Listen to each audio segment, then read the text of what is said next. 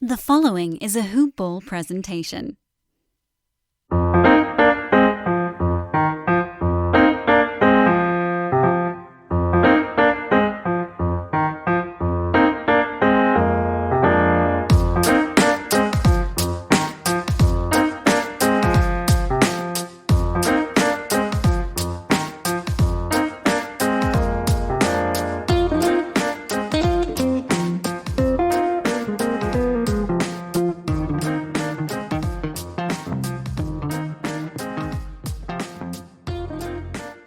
Baseballers!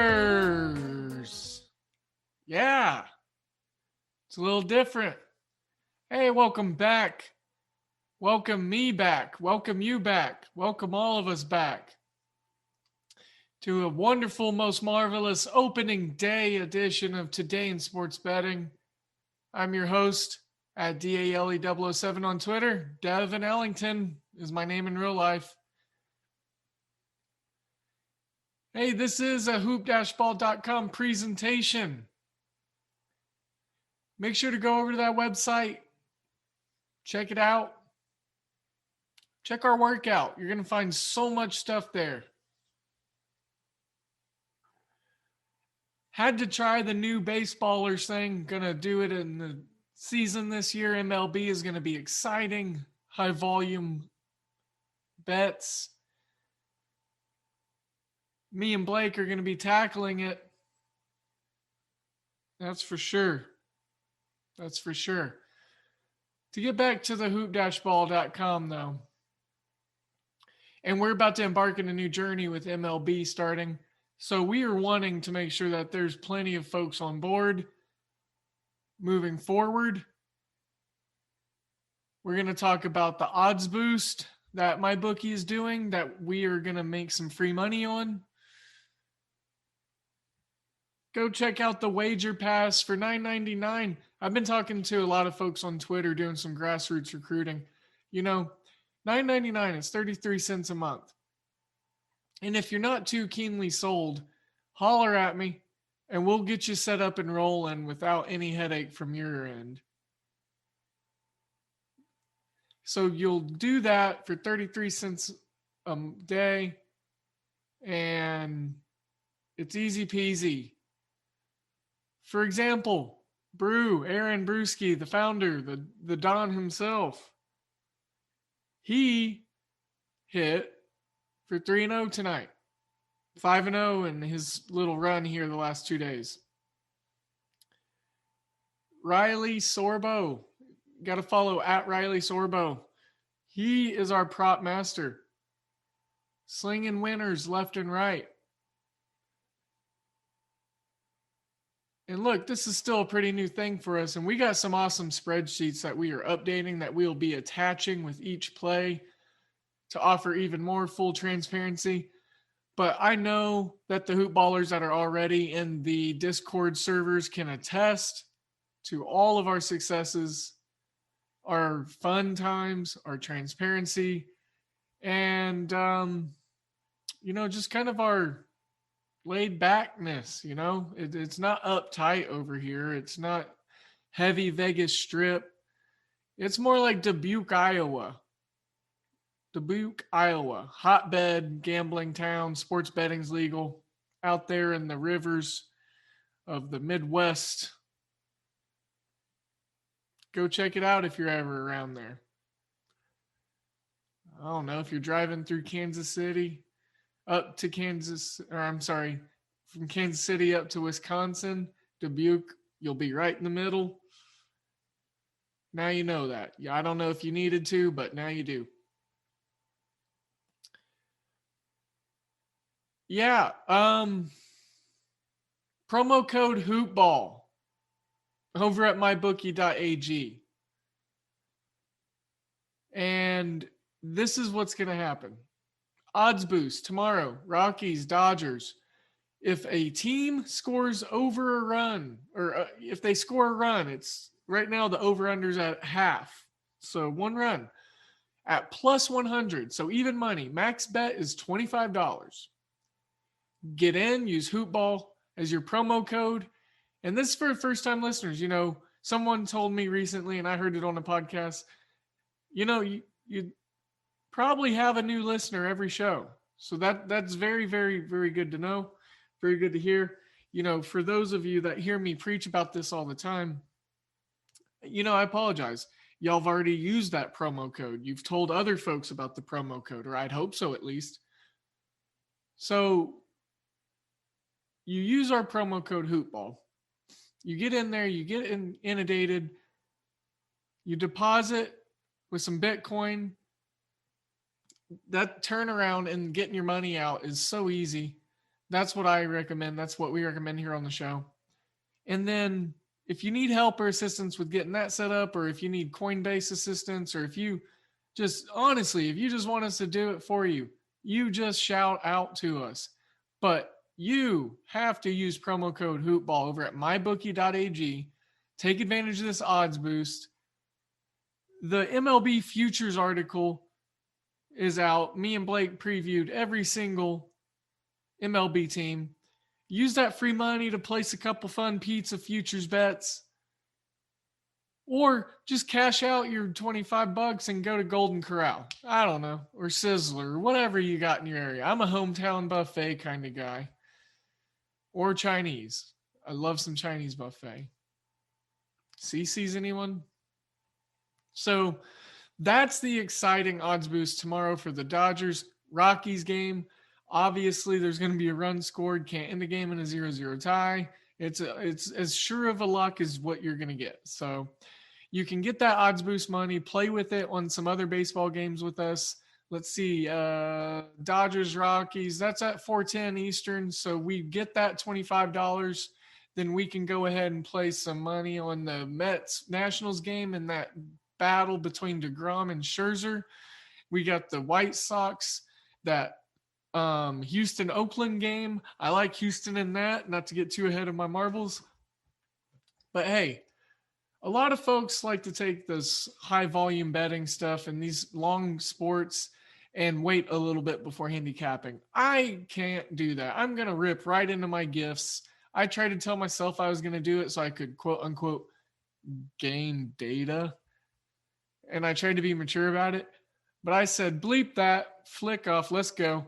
We're going to handicap some MLB action. We're going to have Blake at Blake Lawatch, Lawatch. Woo, let me try that again. That came out weird. I don't know if I spelt it right. Lawatch.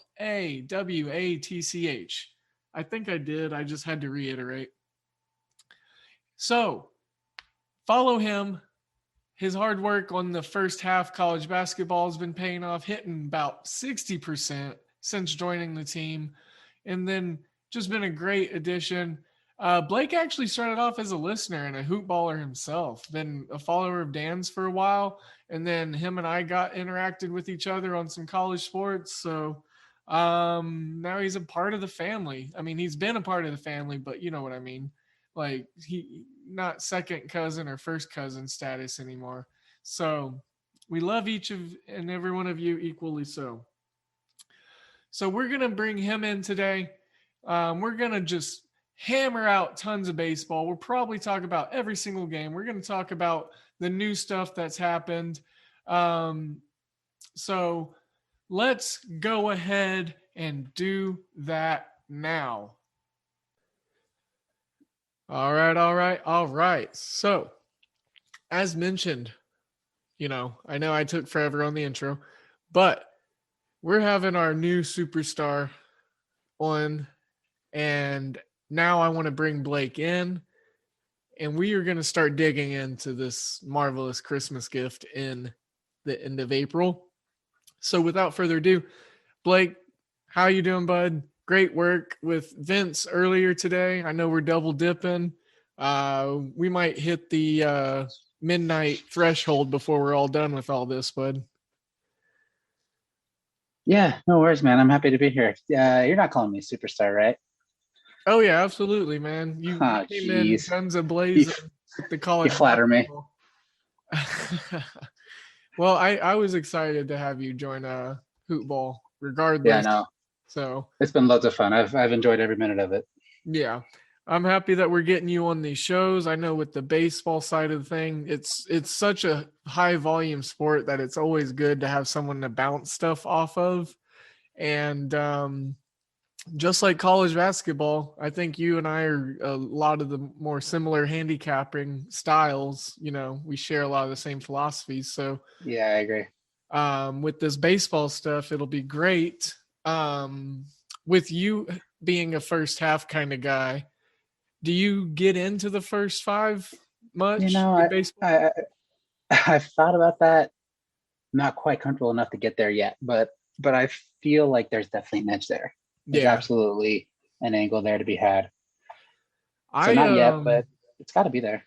I had some fun with it last year. I found myself throwing in, well, for a while. I mean, I was blind betting Bieber starts with the Indians in Smart. their first fives, because I think they were like, pretty much like 14-0 to the under or something like that at one point in the season for first fives. So that's the Hmm. exciting stuff that we're going to get to look out for. We're going to talk some underdogs. We're going to talk news, breaking news, somewhat old news. We're going to talk transactional notes, health notes, injury notes, veteran notes, prospect notes, shocking guys getting spots on rosters, plays of the day. You name it, we're having the stick talk on here today. And it's all about baseball, and probably more of it. So, with that being said, I know I talked about how you were on the show with Vince earlier, and we talked about some plays off air and then also in the Discord already. We've got some folks out there kicking around, and we're excited for tomorrow. So, with do you want to jump on the first game right away? The first game's my favorite game. All right, well then that makes it easy. So let's take it away with that one. The Blue Jays on the road in Yankee Stadium. Is it still technically Yankee Stadium, or do we have to call it like New Yankee Stadium? It's Yankee Stadium. All righty. So at Yankee Stadium, we got Hyunjin Ryu taking on Garrett Cole. We got a lefty versus righty matchup. Garrett Cole obviously being the righty. Boy, oh boy, I'm getting goosebumps just, prepping and tossing out games. I love just, tossing out and highlighting games to set up for, my in cohorts to talk about. I love just baseball flow and the way it goes with our shows. Anywho, side tangent. Garrett Cole, obviously, we know, the dominant pitching power he possesses.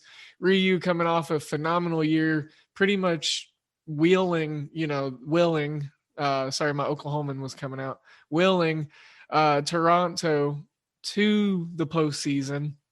And this young, exciting lineup with a ton of bats, I think, has a couple of guys in there that could sneakily get involved with Garrett Cole's plans of having a really nice, pristine outing.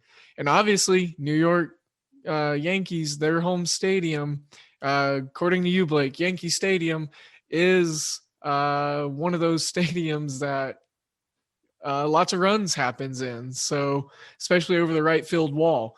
I think I know where you're going with this one, but I'm going to go ahead and let you full on spill the beans. Yeah, you know exactly where I'm going with this one. And for the record, Yankee Stadium, at least they have a stadium. The Blue Jays aren't playing in Rogers Center right now, so Right. doesn't matter what we call it. Now the Raptors. Sorry to interrupt. The Raptors played in Tampa Bay this year. They're playing in Buffalo still, right? I think they're playing in Buffalo. Yeah, they're still playing at that AAA stadium. Yeah, I heard rumors between Buffalo and Tampa, and I don't know which one it settled on. Gotcha. I did like that Buffalo stadium last year. It had a real nice look to it. Yeah, at least it's AAA. Yeah. It could be worse. Exactly. Could be single A. Yep, been to those. So many dingers. All right, go ahead, bud. Sorry. Yeah, no, I love the over on this game. You and I were talking about it earlier today that, you have to take every Yankee home game over, it seems like. I know the lines are going to move up. Vegas will adjust, but they only have 7.5. That's crazy to me. I thought it would be like 9 or 10. And You know it's only 7.5 because Garrett Cole's in the bump for the Yankees. Right. If the Blue Jays can muster 2 or 3 runs, I don't know how this doesn't go over because the Yankees are going to hit home run after home run. I couldn't second that any further. And the fact of the matter is the bullpen, there's a couple different pieces. Excuse me. Had to pause there. A couple different pieces that are going to be missing for the Yankees on the back end of that bullpen. And, I think that's going to hurt, especially if they can get to Garrett. I mean, no one really gets to Garrett Cole like enough for him to get yanked within the first 3-4 innings. So, I mean, they're going to have to, this is going to have to be a tick for tack kind of matching measure for the Blue Jays. I don't think you're going to go right ahead and full force straight ahead, just, damage Garrett Cole. But, what you can do is chip away and play good ball and match whatever runs and sticks that they put across in order to, slowly but surely just half run at a time, just inch towards that total. And I'm seeing it a lot in a lot of spots at -115 at 7.5 right now. So still immense value. I like those -115 spots. For me, a lot of people don't like that extra nickel juice, but I ain't too worried about it. And I really just, like you said, it's hard not to bet the over in this one. Yeah. Even it doesn't matter what pitchers they throw out there. They're going to hit dingers. That's what they're going to do. Yeah. Garrett Cole had a monster year last year. Again, that's what he does. If the Blue Jays can get a couple of runs, and if they get to the bullpen, they might be okay. Their offense is no joke, but it's not the Yankees offense. I think what we could see perhaps is Jay Bruce get a couple dingers, have a double dinger night or awesome. day. Barely just made the roster because of Luke Voigt's. Speaking of, here we should probably talk about that. Luke Voigt had the arthroscopic. Oh, I always sucked with this word, and I told myself not to try to even say it before we started. Arthroscopic. I think knee surgery. That's good enough. Yeah. I've already established I'm from Oklahoma, so just keep that in mind, folks. Other than that, I'm pretty good with words.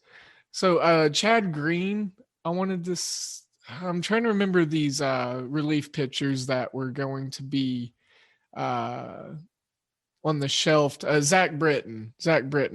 Yeah, Zach Britton. Zach right, Britton yes. and I believe Justin Wilson. If I'm not mistaken. Anyways, it's a couple of their important pieces.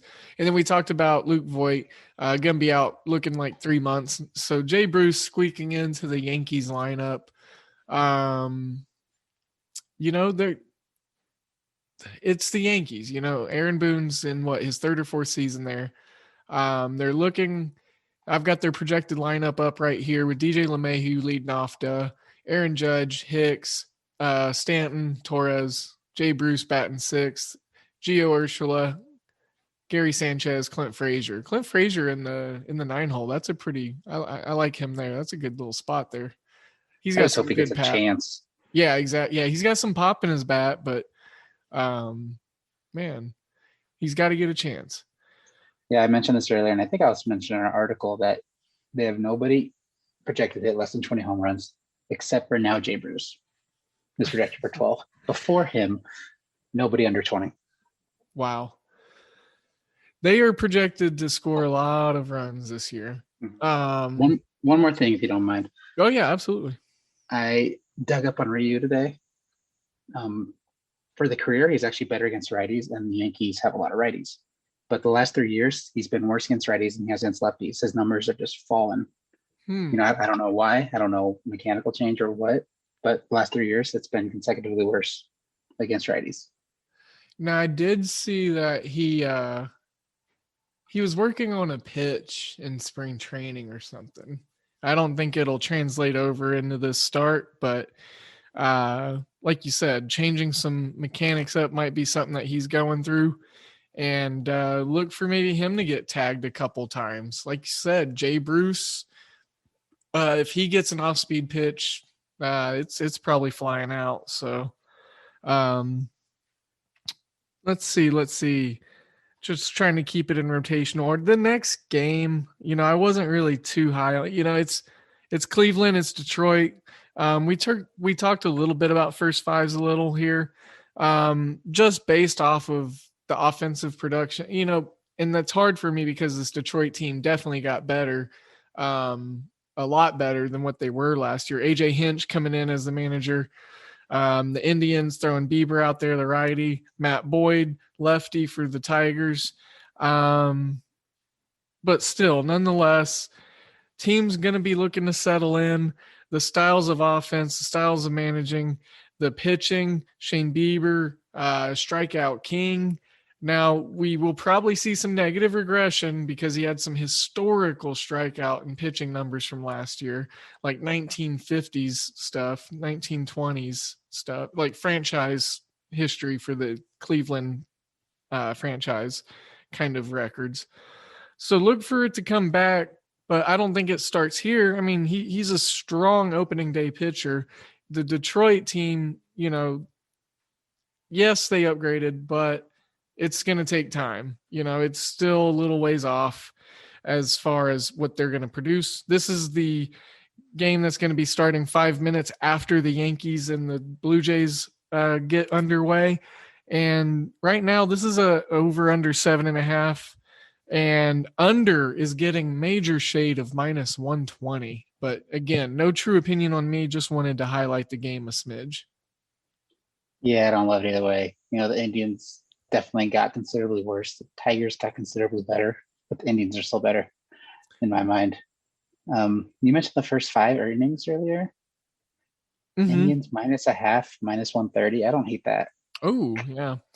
Now, one thing I noticed, not great, but you're going to see a little bit more juice on those first 5s, but sometimes you just got to kind of take it. It's like certain prop bets, that we look at and we see certain players going over 3s or some things like that. But looking here, and that's a good call out by you. I can't believe. Oh man, here I was looking at some team totals in the first. Man, this is too much of a deep dive for opening day. I can't believe I'm doing this already. Yeah, we're on the second game. I know, right? Oh, this is so hard. It's just it's like. And this is a quite literal and quite recent analogy, real life happening occurrence that I can go ahead and just use and translate into this storytelling. So on my vacation recently, of which I just got back from, I was down at a candy store in Alpharetta, Georgia, and I like candy a lot. And so I ended up with 2 bags, and one was chocolate-based candy, and the other was gummy or fruity-based candy, Runts, Swedish Fish, strawberry rock candy, what have you.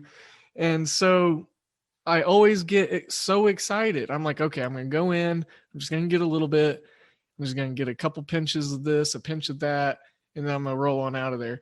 By the time I get done, man, it's just because I just keep seeing more and more that I like. And I'm just like, all right. I'm going to just couple of these. So same thing with what's going on with this MLB card. It's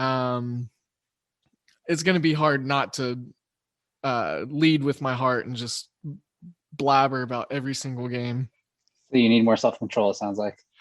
That is actually something I've been working on in my adult life. So it's never too late. No. Hey, I'm almost 30, so it's that's kind of like my benchmark. It's like I've got a few things that I'm looking to get hammered and nailed down by the time I'm 30. So that's definitely on the list. But I'm over that mark, so it's too late for me now. You'll have to just wait another 15 years and then say, all right, I got enough experience and wisdom now, so it doesn't even matter. And figure out eventually. Yeah. Intuition. I really want to talk about Minnesota, Milwaukee. It's a game that I'm really pumped for. I really like the spot of the Brewers in it. I want you to lead with your thoughts first, if you do have any on it, though. However, not to put you on the spot, but we got Kenta Maeda going against Brendan Woodruff, righty versus righty. Both guys making their second opening day start in a row, and both guys having some really good success for these clubs. I really like Woodruff. I'm a Cubs fan, obviously. You'll hear me say it probably at least 217 times throughout this season, because I try to not lead with biases when I handicap, but I have a certain colored lens with the NL Central teams. And Milwaukee, they're my pick to win the division, and I like them to go over their win total, like we talked about in the article.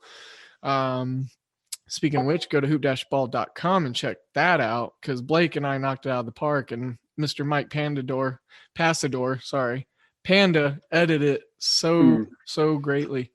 Yeah, he made us look real smart, didn't he? He did.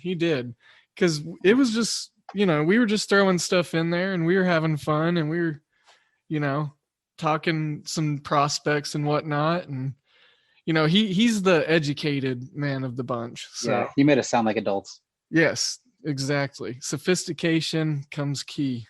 What do you think about this Twins team, this Brewers team?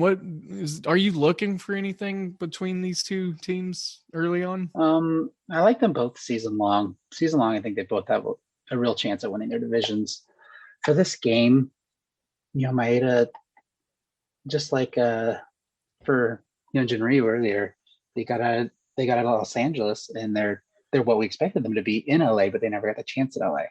Maeda had a great year last year, and Woodruff has gotten better every year. He's been in the big leagues, right? If I'm not mistaken, based on ERA, pretty much, yeah. Yeah. And whip, his whip too. Yeah, WAR's gone better. Yeah, so, okay, yeah.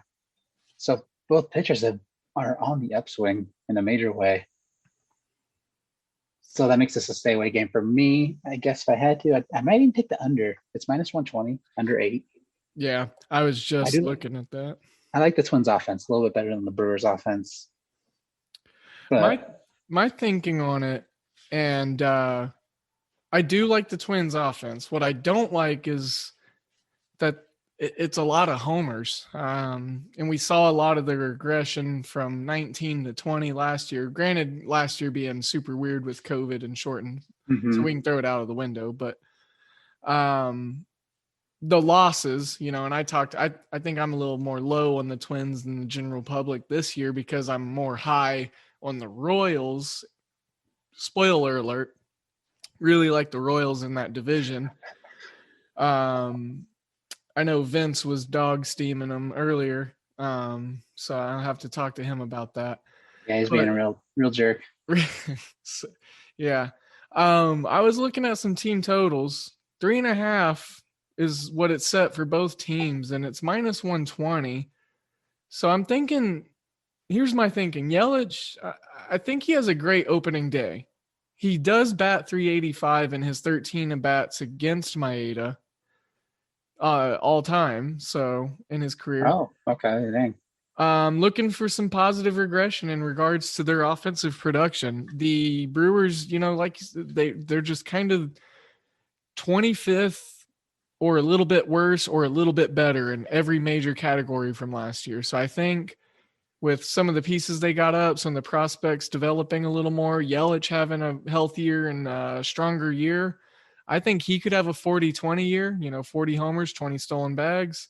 And I hope it starts tomorrow, because I'm actually really, really, really liking Milwaukee. And this play might make its way into the wager pass. Milwaukee -105. It's already up to it's gone up to -110. So we got a -110, pretty much a pick 'em on both sides. Woodruff, I think, has the shot to go deeper than Maeda. Maeda with the control issues from time to time. So again, I just hitters to pitcher standpoint, I was just excited for this matchup. So it'll be a fun one. a team that I'm looking out for this season because I think they'll win their division in the Brewers, and looking for Woodruff to get them through and power them through. Yeah, I like that call. It's just a good baseball game for me.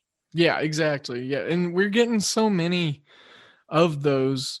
It just is such a really just wonderful gift, to say the least. Mm-hmm. I don't love interleague on opening day, but if we want to have every team play, we don't have much of a choice. Right. I think it's interesting. It's a different flair, and it's something that it shows what, as fans, as curators, cappers, whatever you want to call all of us, as y'all, as listeners, and, MLB as a whole, there's a level of, what's that called? Metamorphosizing going on. There's some new things that we're just becoming more and more accustomed to. Mm-hmm. And transitioning from that game to a divisional game, we've got Baltimore and Boston, and we don't have to be long-winded on this one because, well, the Orioles are involved. Boston, I think. All right, so I'm going to be a lot more higher on Boston this year starting off. We'll see how it goes halfway through, but I'm going to die on the hill. I told you off air my plan. I'm going to wait till the Royals game before I unravel my plan out. But foreshadowing, I think that's what they do in English classes in college. It is, yes. So Boston, Baltimore, Nathan Eovaldi, John Means, the lefty. I feel like he's probably going to give 4 balls up off of the Green Monster. He's going to I feel like John Means someone's just going to ask him if he's okay after this game. Why are you mad dogging John Means? He's not the worst. I mean, you're right. He's not because he's their number one. He's their number one starter, and Matt Harvey's their number 2 guy. So you're right. Yeah, and he doesn't even crack a lot of other teams starting 5. I don't think he makes like 28 other teams roster. So yeah. Nathan Eovaldi though, he had a really great year last year. I think he might be looking to put a couple, years together here because he's getting into that part of his career where, he's not going to get too many more chances to quote unquote fill the bag, like what the young guys and gals say. Yeah. So Baltimore, Boston, like I said, real easy breezy on it. I like Boston. If you want to throw them into a little 2 or 3 teamer parlay, like I've been doing a little bit of 2 teamers lately, little action on NBA stuff. New thing I'm scoping into, and I'm going to probably bring it on over to MLB. So Boston on the money line, -165, -170, incorporate it on a 2-team parlay. I am not mad at you. If you want to take that over in the Yankees game that we talked about already, and then throw in like the Boston money line just to, I was gonna say Yankees and Dodgers or something. Yeah, something like that. So I think that could be exciting. And I love Bobby Dahlback. I feel like you just I suck at Boston accents, but Dahlback is just such a Boston name. Like, no, you nailed that more than arthroscopic. Well, I really appreciate that. I've been practicing it in the mirror at least twice a day. That's cool. You good to move on from Baltimore, Boston? Yeah. I mean, I don't love either of these teams. Okay. You're definitely higher in Boston than I am. Yeah. And just real quick on the AL East thing, the email thread we had with Dan and the editing notes, and Dan, and I'm kind of throwing Dan under the bus here, and maybe Panda too, but they said they're like, Devin, you got 4 teams above 500. And then I go to Fangraphs and I look at their projections, and they got 4 teams going over 500. So I should have just stuck with my guns instead of conceding. I had the same thought, but I'm the new guy, and I'm not going to argue with Dan. he talked me out. I guess. I don't know. I was on vacation, so I just kind of went with it. But the Rays being the team, like I said in the email thread, the Rays being out of that cluster of teams, because I'm really just thinking that Boston I think they win like 86 games. They just go way over their win total, is what I'm thinking. Yeah, I mean, I think they should be over 500 for sure. Yeah. They're not bad. Yeah. Gilvaldi he's a questionable ace. Right. He's just, he's had seasons where he's great. He's had seasons where he's, AAA. Yeah, that's very true. The biggest thing for me was what they shed. They got rid of so much bad pitching, so many bad numbers, so many bad different peripherals within their pitching staff, relievers and starters. Mm-hmm. So I think that itself is worth 6 wins. It's just it was sad to see Jackie Bradley go. Yeah. I just kind of picture him in a Red Sox uniform forever. Oh, we didn't even mention him in the Brewers breakdown. He is going to be batting projected 8th, yeah, that's right. 7th or 8th in that lineup. Great fit for the Brewers. Yeah, I always thought he's sneaky good. I'm a big fantasy baseball guy, and I think he's a sneaky fantasy guy. He gets you a little bit of everything. He doesn't really kill you. So I need to get more serious into fantasy baseball. I've not actually done a serious year. I did like a half serious one 3 years ago and just kind of did all right for a team that should have invited you into my league. I know. I get scared. And then I was in the playoff hunt for, fantasy basketball. And then I don't know. Maybe next year. Real quick, because here's number 2, and we haven't even gotten to opening day. I'm a Cubs fan, and I don't like to talk about their games all that much. And I honestly think Pittsburgh wins this game tomorrow because, that would be like the Cubs thing to do. So you're just being a Cubs fan right now? Okay. Yeah. So I get it. I'm going to be real brief on this one. So if you have opinions on it, over 7.5, getting some major steam, shade. Minus 125. That's a lot. Plus 105 to the under. It is Wrigley. I haven't checked the wind to see which way it's blowing, but if you talk about Wrigley, you got to talk about the wind. 14 miles per hour in is what I'm seeing. It's supposed to be 35 degrees tomorrow in Chicago. Oof. Plus 105, under 7.5. Kyle Hendricks on the bump. All right, so I could either be the optimistic or the pessimistic Cubs fan. I could see this one being a 4-1 Cubs win or a 7-6 Cubs loss. I think the 4-1 Cubs win. That's not really even a question for me. Cole is the best that Pittsburgh can throw out there, and he's not that great. Real young guy, but he's kind of just in the middle of the frying pan, doing what he can. So yeah, they had to throw someone out there. Gross this year. What was that? Pirates are going to be so gross this year. I'm not going to. Yeah, they were the easiest under. They're going to be the worst team in the year. It was just an instant under. They might win 45. Yeah, 45. What do they have to look forward to? They got Brian Hayes and Colin Moran. Cole Tucker just smashed his kneecap on the outfield wall in spring training. Why do outfielders keep running into walls in spring training? Because I guess it feels good. Yeah, I wouldn't know. I'm sure it does. Shout out Eloy him. He didn't run into a wall. He just dove out or something. I thought he ran into a wall too. Oh, I guess. I don't know. I'm not well versed on it. I just know it was a pec thingy or something. Yeah, I think he ran into the wall and tore his pec or something. Imagine how hard you got to slam into something to. I will not imagine that. Oh, yeah, no, I'm gonna stick to sitting in my chair here. Yeah. I can't get up and get moving that quick to slam into something and rupture a muscle, and B, I don't think I have a muscle that big enough to rupture like that. So, yeah, definitely not.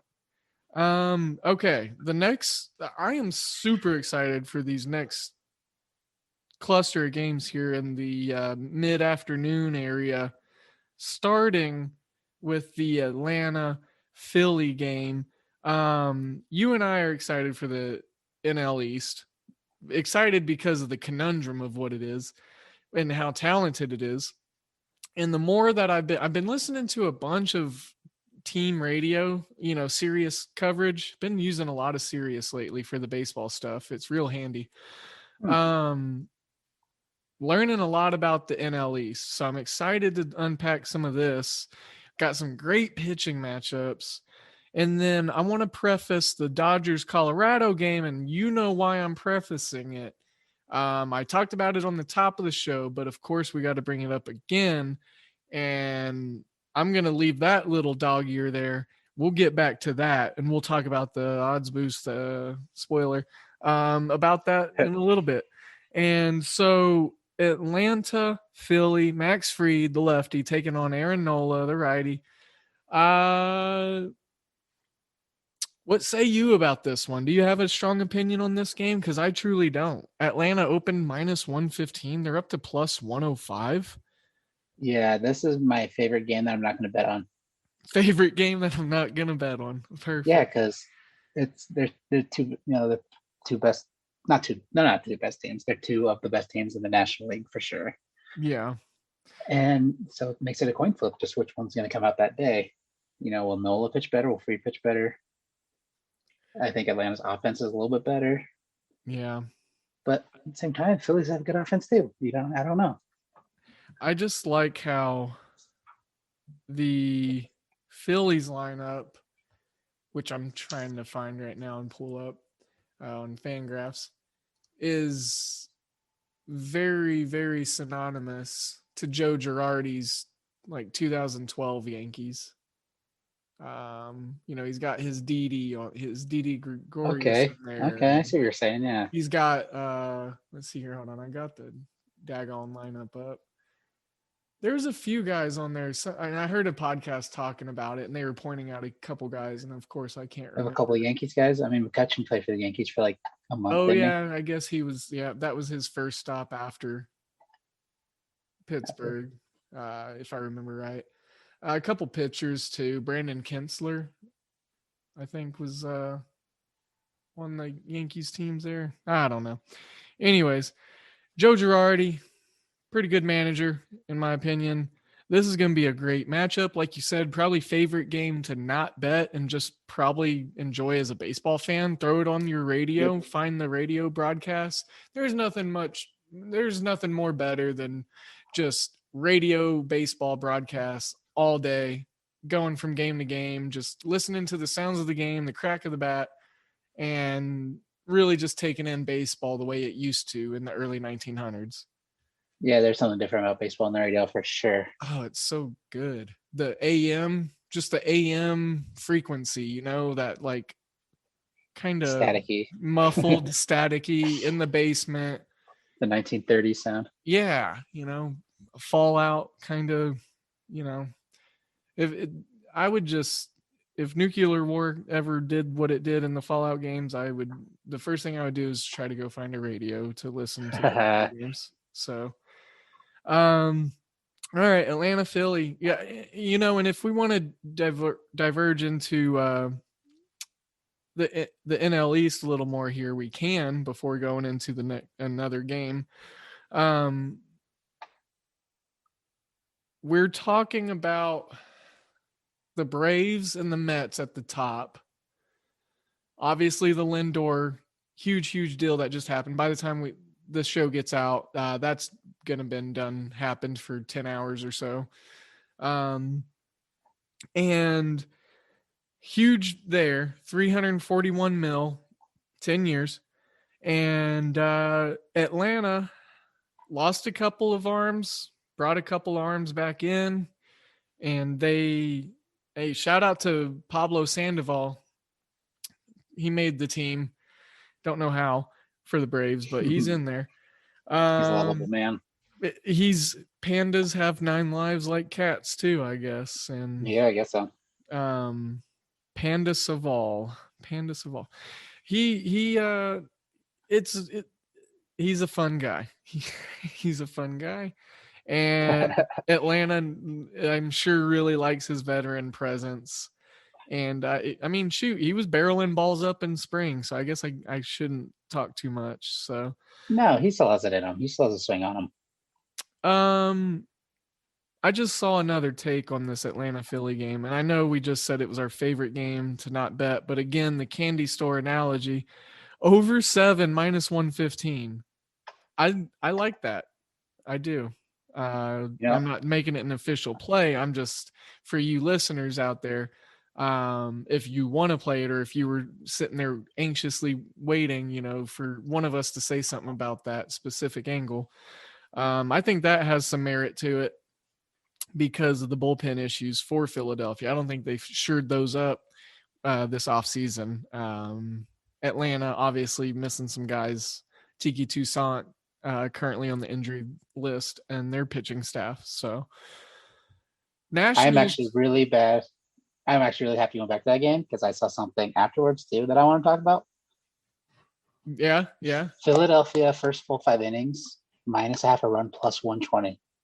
So I think Nola is better than Free. Yeah. That's my hesitation with this game. Yeah. And they're minus a half, plus 120. I like that. I like that. That's not too bad there. That's a nice little take. And then they've got, man, there's some serious juice on it, but it'd be so hard to pass these up. Here, listen to this. Team totals for the first 5. They're both set at over or under 1.5 for both teams, but minus 130 for Atlanta, minus 135 for Philly. So just Vegas agrees it's a coin flip as well. Yeah, just intriguing. It is. Or I'm sorry, yeah, it's those team totals. I mean, 2 runs within the first 5 innings with offenses kind of, like these. I mean, I know it's some juice at minus 130, but we're talking a couple of dimes, I mean, that's a Kuna, Albies, Freeman, and Azuna each getting 2 at-bats. Right. I mean, with Freeman being the RBI monster he is, also he's a monster year last year. He's one of my dark horses to lead the NL and RBIs. Is he really a dark horse? What kind of odds did he get? Sorry, I don't mean to put you on the spot. No, I think it was. I locked it in on favorite. I locked it in on Tally site earlier, and I saw it, and I think he was like the 4th or 5th favorite guy. He was like in a pocket of I want to say it was like plus right around the 1,500. Yeah, 15 to 1 odds. Dang. There was a lot of the home run hitters were ahead of him. The power guys. Of course, he is just such a pure hitter. He's probably my favorite player. I love Tim Anderson too. I know Joey Votto's not that old, but Freeman feels like a modern day Joey Votto. Yeah. What I really like is seeing kind of the Braves way, the transcendence from Chipper Jones, because Chipper Jones's last year was Freddie Freeman's first year. So I think you see a ton of work ethic stuff, or just the cerebral aspects of baseball, the way to play the game, his presence in the infield. You can kind of see some Chipperisms in there. I can't believe that's true. Yeah, that they were on the team that lost that wild card game to the Cardinals. Yeah, and the umpire had that bull crap strike 3 call Chipper. Yep. I was pulling for the Braves that year because Chipper. Yep. So, can't curse, but that was horse S. Yeah, that guy was really good at baseball. Yeah, that was fun. Really good at baseball. I'll be brief on this next one. I'm looking at the over. I really like the pitching matchup scares me, but the ballpark it's being played in, and the chances of Paul Goldschmidt going yard is pretty high in this ballpark. He loves this ballpark. Cincinnati's got some guys that can hit some dingers. Plus 100, even money, over under 7.5. St. Louis, the Cards taking on the Reds of Cincinnati, and minus 116 for Cincinnati being the home team right now. That's a pretty heavy favorite for the Reds. I don't think I agree with that. I'm seeing minus 120. Is there something that I don't know about? I'm What do looking. you think it should be, more or less? Well, I honestly think the Cardinals should be favored in this. But Okay, I agree. I like them I as agree. the underdog. I mean, I think this is a great spot to throw these guys in another one of those two-teamers that I was talking about. I'm seeing the Cardinals plus 100 money line. That'd be my play if I had to. I mean, Harrison Bader's out, but he's a I second don't know year if to move center the line. fielder. Yeah. I just think the Reds are going to be shockingly bad this year.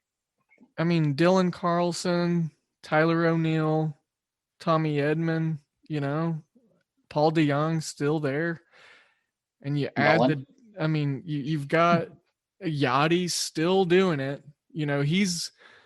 I don't care what you say about the guy. And again, here's number 3, and we ain't even had the first game. I'm a Cubs fan, and I love Yachty so much. I love Yachty. I've liked him a lot for a long time. He is so solid. He's still gonna throw.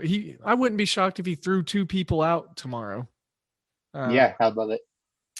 Arenado just extending the phenomenal defense of that infield between DeYoung, Arenado, and Goldschmidt. That infield's pretty well covered.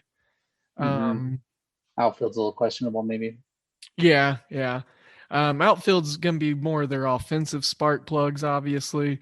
You talked about Joey Votto. Eugenio Suarez is an exciting guy to look at for this Reds team. He was getting some love to lead the NL in homers. He's a really decent dark horse candidate. I think he's at 21-1 odds. He's got some power. Obviously, playing at Great American Ballpark's good. But the guy I like, and if I want to call out a moonshot tomorrow, if I'm saying this guy's going to hit a homer tomorrow, I got to throw out my boy Winker, because I just love saying the term winker dingers or a winky dinky or something like that. It's just so fun. I rolled this guy out into so many DFS lineups last year because he can rake, and it's just so fun to say winker dinker. I told you that's how you handicap games. You did that with Austin P +3 as well. Yeah. I mean, you need to pick your favorite mascot. You got to come up with catchy terms to make people find a fun rhyme. Oh yeah, that's a cool bet. There's so much merit behind that. Absolutely. You're a great handicapper. I trust you. Absolutely, you're great. But what's Joey funny Votto playing tomorrow? I'm sorry? Is Votto playing tomorrow? I don't think he is, right? Here, it's COVID. I'll pull up their projected lineup here. Loading. Because I know he got COVID a bit ago, or Tracy Moore he had it. I don't know. Yeah, it's still showing. I don't know if he's playing or not. It's still showing he's on the COVID-19 list. Oh, hey, since we're talking about the Reds, we got to talk about their prospect Jonathan India. He wasn't really looking to make this team, but had a really great spring. So shout out to him. First round pick, number 5th overall back in 2018. Exciting second baseman there. Look for him to help out on the infield since D. Strange Gordon was released and let go. Yeah, that's that. Now, shout out to the Reds for actually bringing up a prospect who deserves it. Right. No, not many teams that do that. Most teams that hold them down in AAA the next 2 years. Exactly. Now I'm trying to think, if Votto's not at first, who would be at first for this team? I mean, they got I want to say Jay Bruce, but he's not there anymore, so I don't know. Yeah. Kyle Farmer's an infielder that's on their bench that I'm looking at. You got Max Schrock, who's a lefty, is an infielder, but they don't have any true just first baseman. No, they don't. I guess. I guess that's it. I mean, didn't Moose move over to first base for a time in his life? No, I did. That's what I heard. Okay, yeah, Oh, is he? they're gonna move Moose back to his original position first. Then they're gonna play. Um, oh goodness, what's gonna be? I heard it earlier, and of course I can't remember. They got the whole rotation. Yeah, they got they got it. They got something going on. They're gonna put that together. Okay. Luis Castillo, I think he could be dealt by the deadline. I think he Yes, I definitely agree. could. I'm thinking Yankees. Of course, it'd be the Yankees. Yeah, It's maybe definitely. the maybe Padres. You know what would be really awesome because I love this team? If he Cubs. no. The A's. I think he'd be a really good fit. Okay, yeah, and the A's are always going to be good. But Undoubting them. I'm on Houston to win that division this year. I think Houston, okay, so here it is. I'm going to get it out. Houston World Series winners. That's gross. I know. That's gross to hear. I know. But I don't They're completely battle disagree. tested. Their offense is it's gonna go crazy. Their offense is great. And they added some arms. So Yeah, the pitching just needs to hold up. yeah. But Dusty Baker. You know, it Altuve's sucks. gonna bounce back. Sucks not having Verlander, but Yeah, they're gonna miss Springer. They're gonna miss Verlander, but yeah. Altuve's gonna bounce back. So is Correa. Yeah, yeah. And you know, honestly, losing Springer sucks, but you know, he was always hurt anyways. He's like the best leadoff guy in for years or something. Yeah, they're gonna Statistically speaking, like home runs, I think it was. Uh-huh. Uh-huh. Yeah, he went on a crazy run there. Yeah, I remember that. So I've got a 310 game, two 310 games that I'm actually really excited for. And here, this might present us with another two-teamer. Tampa Bay, Miami, Glasnow, Alcantara. I'm just going to get it out, be short and sweet about this one because we are running a little long on the show. And I know that Blake and I probably both need to get some rest, but we're just super excited about baseball. Yeah. Tampa Bay, Miami, over under 7.5. No opinion on the side, but what I do like, and it's continuously creeping. I've been checking on it the last like hour and a half, and it keeps creeping up. But I originally locked in Miami plus 128. I like Alcantara here. Had a really great opening day start last year. This Tampa Bay team, they're coming off that, you know, draining postseason. Look at the teams. You know, it's obviously a different sport, different league, but look at the teams that had the deep playoff runs last year with the weird shortened off season. You know, most specifically the Lakers, the Heat. You know, look how they're doing in the NBA right now. Overall, the health of their players, not great. The rest and the recovery, the durability factor early in the year with a shortened off season, hard to get. Miami, young, healthy, got some studs. They added some power in Adam Duvall. They still got Jesus Aguilar there, who I believe is the best out of all these Miami bats against Glasnow in his, you know, career successes. I think he's got a couple RBIs off of him and a pretty decent high average. So I'm looking for maybe his power or Adam Duvall's power to go ahead and send maybe one or two of those phenomenal Glasnow fastballs over the fence. And then, you know, for their solid enough defense being played like with guys like Garrett Cooper, Brian Anderson, you know, they got one of the Marte, I think it's Starling Marte, Cattell Marte. Starling. It's Starling. Okay. Mm-hmm. I knew one got traded at the deadline last year and then I just completely forgot. So yeah, you know, I like this Miami team. Tampa Bay, like I said, I think they might be gassed to start the year. Yeah, you know, talking about our article again. Yeah, we took the unpopular opinion of the under on the Dodgers, which is super unpopular. But it's for that same reason. It's the after the postseason, you know, they're going to keep guys out an extra week because they can. They're going to come out slow because they can. But I agree with you on this game specifically. I agree with you that the Marlins, I'm backing them the plus 1.5 because Alcantara's on the bump. I think Tampa Bay, this might be the first year they kind of have that dip. Yeah. I could see them finishing 4th in their division easily. Yeah. I mean, we took the over, I'm pretty sure, in the article. Uh-huh. I don't remember what it was now. Like it was a couple over 500, I believe. Yeah. I think it was right around that 84-ish, 84. Yeah, that's what I want to say too. And we took the over, but it's not a strong over. And the Marlins. Welcome back to the quickest podcast ever, brought to you by Kohl's. Today's topic, Easter. I'm ready to break out the bunny decor. Same. Kohl's has so many cute things. You can decorate pretty much everything, even Easter eggs. My family will be so excited. I got great gifts for my favorite peeps, too. Ooh, love peeps. Plus, I got Kohl's Cash and 15% off. I'm sold. One more thing. Get it in 1 hour or less with free store pickup. I'm gonna hop to it. 15% offer ends April 3rd. Some exclusions apply. See store or kohls.com for details. They're not going to be good. They're not going to contend for anything. But Alcantara, when he's on the bump, he's good. Yeah. And he gives them a chance to win. They're the fish with arms. There's a podcast I've been listening to, and that's what they say. The Marlins, because the best part of their franchise right now is they got some really phenomenal pitching arms. So Marlins, the fish with arms. He's injured too. Sixto. Yeah, he's going to start on the 10-day IL.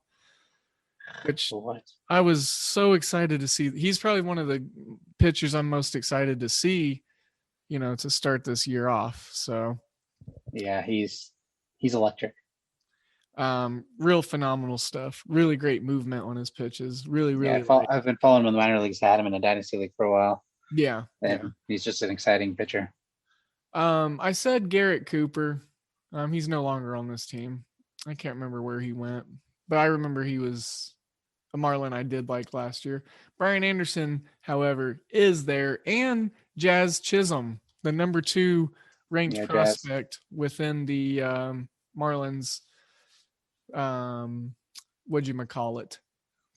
rankings, 48th overall for the MLB. So, and then I really like Miguel Rojas at shortstop for the Marlins. So, black hole glove. Eats up everything that comes up over on his side. And then there were so many 3-10 games. There's like 4 of them. All right, move briefly, real breeze like across this next one. Texas Royals. Well, that didn't sound right. Texas, Kansas City. The Rangers, the Royals. I'm going over 9. Because I don't trust the Rangers bullpen. The Royals got significantly better on offense. Now, I know Mondesi is on the 10-day IL to start the year, but like what you and I talked about off air, is the fact that Hanser Alberto was one of those great signings to help shore up that infield in case something did happen. And you got him to maybe be able to fill in for a lot of the defensive stuff. And then, like I said, the additions of Carlos Santana and Andrew Benintendi, Michael Taylor, some on-base percentage and speed. Having that speed of Michael Taylor makes up for the stolen bases that you're going to lose from Mondesi. Now, it's great to have both of those guys, sure. But if you can kind of, push bits of the sand to the center and like get your shape, with Mondesi being out, with the pieces that you brought in, with the front work that your front office did, then that's what you're supposed to do as a franchise. And that's what the Royals are in a position to do here. And they weren't last year. So really, really, really like the Royals in this spot. -165 money line. Go ahead and toss them and the Marlins together. I think that's exciting. But if you don't want to lay the money line, I would say over 9. Kaufman, real big outfield, a lot of extra base hits able to be accounted for there. So Royals, Got Brad Keller on the mound, and then Kyle Gibson going for the Rangers. But like I said, that bullpen of the Rangers, I do not trust. Yeah, I don't trust Kyle Gibson either. Yeah, negative regression's definitely coming his way, and I think it's going to come quick and in a hurry. He had a really great year last year, and I do like Gibson as a pitcher. There were times last year where I rode him on some DFS hot streaks. So, this Royals lineup, man, I'm telling you though, I'm looking. This is going to be a team that this year I try to find probably team total numbers and exploit that. First 5 numbers, try to exploit that. They're looking at over 2.5 at -115 for their team total right now for the first 5. That has some excitement tone to it for me. Here it is. Here's the plan. So I've told you about it. Royals, Red Sox. I, as a handicapper, as Devin Ellington, am going to pick a side. I'm going to make at least one play on every single Kansas City Royals game this year and every single Boston Red Sox game this year, on top of everything else. But I will have a pick or a play on every single Royals or every single Red Sox game this year. I like it. What are you going to do when they go against each other? I guess I'll have 2 plays. Maybe 3 units. Yeah. Oh, yeah. What do you think about the Royals -1.5 plus 120 odds? -1.5. I actually do like that. I locked it in. I on think that's Tally the way side. to go. Yeah, that there's so much value on that. They could win this game by, I mean, they could put 10 runs up. They could cover the total themselves. And it's a nice Kansas City day for baseball out there at Kauffman Stadium, 53 degrees, barely any wind. Oh yeah. Clear skies. That's that Midwest weather condition for baseball, like the perfect just opening day weather. And the Rangers are going to lose so many games by not being beat, but by losing it themselves. Yes. The Royals aren't going to have to beat them. They're just going to have to play baseball. Well, and that's what they cover did the 1.5 so many times last year. Lance Lynn, if he didn't have a complete game quality start, they were pissing off so many different wins. It was hard to, tank Lance Lynn starts when he was just freaking mowing guys down. Lance Lynn had a great year last year. Now with the White Sox. And, Texas, like you said, good at pissing those games away. Kansas City, they're going to be excited. And I think this is a really great buy low spot to start the season with the Royals. Obviously, Mondesi being down, the market perception is going to shift a little bit. But fret not, hoop ballers or baseballers. The Royals are the way to go in this one. And like you said, that spread, that run line, plus 120. Heck yeah. I might even go for a trifecta here. I mean, give me the Royals money line, -1.5 plus 120, over 9. Over 9. That's going to be my Royals trifecta. I love it. Can't argue. That's it. Watch none of them hit. hey, yes, they will. Yeah. Well, all right. We'll see. Let's get one of them. Let's get one. Like a baseball manager. All right, let's just get one this inning. Yeah, preferably plus the 120. Yes. Yeah. Let's get the 120. All righty. So looking over these 310 games, 310. All right. Arizona, San Diego. Do you want to talk about this one, or should we go ahead and jump into the odds boost 310 game? San Diego should crush them. Bumgarner sucks. Yeah. Padres don't. Yeah. This is I was surprised the run line is 1.5 and it's -110 on both sides. Huh.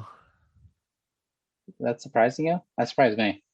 I'm finding -105 for the Diamondbacks in some spots, but nonetheless, my bookie has 110. That should be -120 to 125 in my opinion. I agree. It may or may not be in my wager pass. Yeah. Huh. Some really intense value there. Yep. And I it's was only surprised. I think it's probably just honestly and this is what I love about sports betting too, and what I take a part of it into my handicapping is just the psychology, and the perception of Yeah, not the only what and the why. bettors but the market and the people setting the numbers. And what you're seeing here is Madison Bumgarner. It's the Mm-hmm. Madison Bumgarner effect. I mean, you got Mm-hmm. freaking Yu Darvish on the other side, and you're telling me that Bumgarner, who's just completely lost anything of who he was, um, is going to be able to go up against Yu Darvish. I mean, I know. Oh, No. man, this is so weird. Now let me give you a little snippet of my wager pass write-up, if I may. Oh yeah, do it. Blah blah blah. Against righties, Bumgarner gave up a 618 slugging percentage and a 404 WOBA last year. Against Ooh, righties, the Padres are projected to throw out 7 righties tomorrow. I do like WOBA stats. I love WOBA. Yeah, I do love WOBA. Okay, so maybe we look at here. I'm gonna see what a team total looking like for Padres. Seeing 5, meh. 5 at -110. Nah. Yeah. I was just curious. Not enough value. So, this odds boost we have going on for the Dodgers and the Rockies game. I've talked about it at the top of the show. And if you're not familiar with what an odds boost is, hopefully we got some new listeners in here, and I'm sure we do. I've got some new followers, that's for sure. And an odds boost is where we essentially just pretty much get free money. Like, I could try to specifically explain to you what it technically is, what my bookie does with them. But the fact of the matter is, we have a chance to take a max bet of $25 and put it on the over of half a run at plus 100 at even money. So that's really all we need to know. And it's no strings attached. There's no rollover. And so get in there, get inundated. If you don't have a MyBookie account, let one of us know. If you want to do it on your own, go ahead and use promo code HoopBall. If you want someone to handle your account and get you set up and get rolling, just say the word and we will make it happen for you.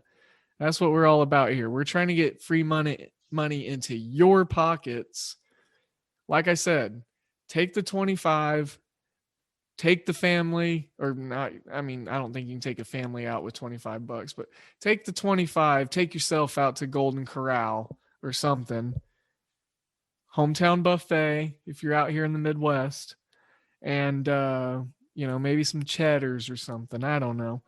Go get some mozzarella sticks on Hoopball. A couple beers. Go to your favorite bar.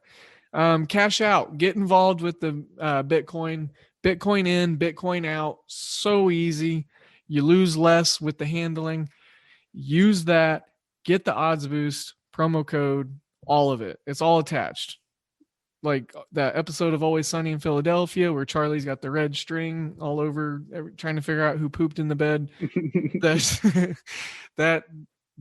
where we're at here with all that. So do that.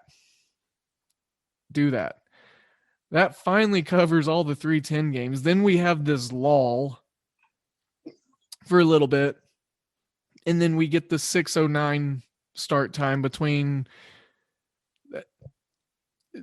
Is this the best game of this is the best game of the slate, isn't it? Or the first game is going to be the best game because it's officially starting opening day. But this baseball quality speaking, like this is, and we obviously got to figure out what's going on with the COVID stuff. And we can touch on this because I know you and I both probably have some decent opinions on this game and stuff to talk about. Mets, Nationals, DeGrom, Scherzer. DeGrom, and I was keeping up with him in the offseason. kind of on his social media, through podcasts, he's throwing even harder. His velocity has gone up this offseason. So I'm not sure how that is possible, but it is. We have an over-under of 6.5.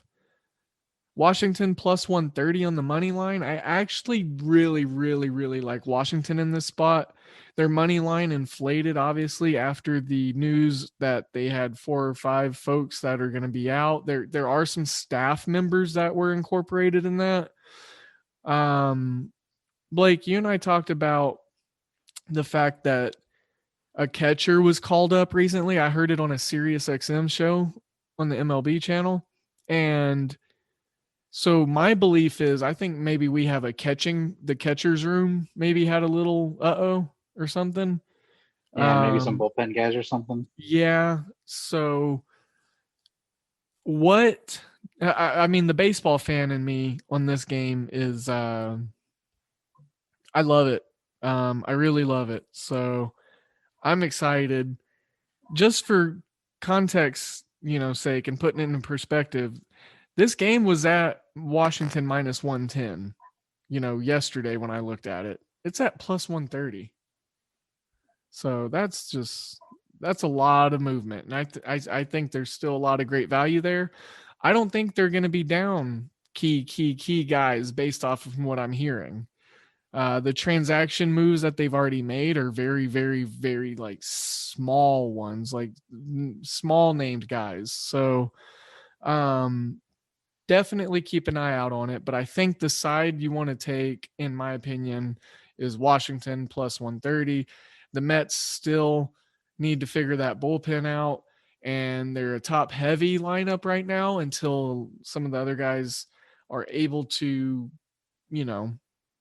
get their act together. I mean, I know it's early, obviously the first day of the season, but the kinds of offensive talent they have, I believe, are going to take some time to get rolling. Nationals got a pretty good lineup. Got Juan Soto in there. You got Schwarber in left field now, some extra power. You've still got Trey Turner out there on the bases, swiping everything with his speed. I mean,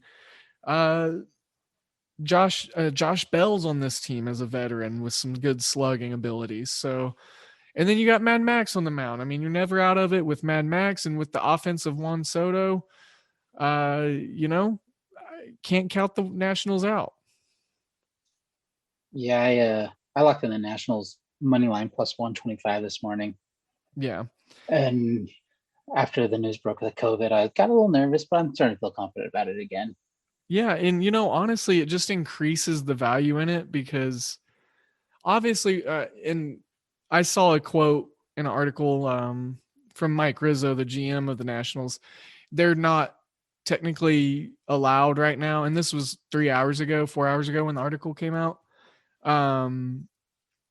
They're not allowed to disclose who tested how or whatever right now, I guess, until they get their next, I guess there's a protocol, obviously, and there's rounds of testing to be done, etc. So we'll probably know. I feel like we have to know first thing in the morning. Like it's got to be like a first report brief kind of thing. I think that's how the league needs to handle every COVID thing with all these teams, not like they do the lineups, locking them in an hour before first pitch or whatever, lineup cards. Yeah, you'd wish they'd just let you know right away, but I'm sure they can't. It's probably a HIPAA thing or something. I don't know. Right. But as far as this game goes, I do like the Nationals. I know going against DeGrom isn't the smartest thing to do. And you always have the thought in your back of your mind that, has Max Scherzer pitched his last good season? Because it feels like he's 58 years old. Yeah. It feels like he's been throwing 95 for 15 years. Yeah. And he's still good. And you just keep wondering, when's that fall off going to happen? And is it on opening day? Is that the start of it? I don't know. But I'm willing to bet it's not. I'm taking Scherzer. I'm taking Juan Soto, Trey Turner, Robles. I have high hopes for him too this year. I forgot to even bring Robles up. Yeah. Yeah, he was a high prospect. He hasn't quite been what people expected, but I think his best is still in front of him. Also, Josh Harrison They got Josh Harrison on that roster there And too. Josh Bell.